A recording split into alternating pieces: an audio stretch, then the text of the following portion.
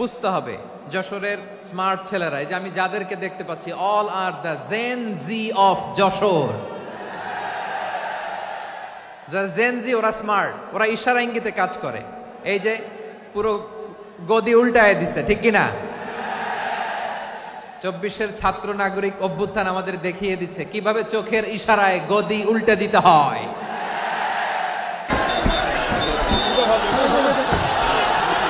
যশোরে মিজানুর রহমান আজহারীর মাহফিলে লক্ষ লক্ষ মানুষের ঢল। স্থানীয়দের তথ্য মতে মিজানুর রহমান আজহারীর এই মাহফিলে প্রায় 20 লক্ষ মানুষ হয়েছে বলে ধারণা করা হয়। রেকর্ড গড়া এত মানুষ দেখে আজহারী নিজেও হয়েছেন অবাক।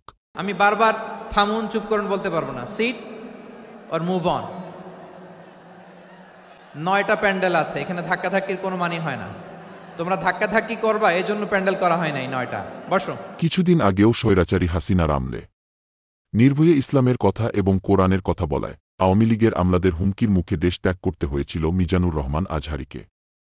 তবে দেশে থাকা তার ভক্ত ও শীর্ষ আলেমদের ধারণা ছিল শীঘ্রই মিজানুর রহমান আজহারী বাংলাদেশে ফিরে আসবে। সোজা কথা, সংক্ষিপ্ত কথা, চূড়ান্ত কথা, শেষ কথা, মিজান আবার আসবে, বিজয়ীর বেশে আসবে। 5ই আগস্ট স্বৈরাচারী হাসিনা দেশ থেকে পালানোর পর বাংলাদেশের মানুষ মিজানুর রহমান আজহারীকে বিজয়ীর বেশে বাংলাদেশে ফিরিয়ে আনে। এখন একের পর এক কোরআনের মাহফিল করছেন মিজানুর রহমান আজহারী। কথায় আছে, রাখে আল্লাহ মারে কে। যাকে আল্লাহ তাআলা সম্মান দেয় তাকে পৃথিবীর কোনো শক্তি নেই অসম্মান করার।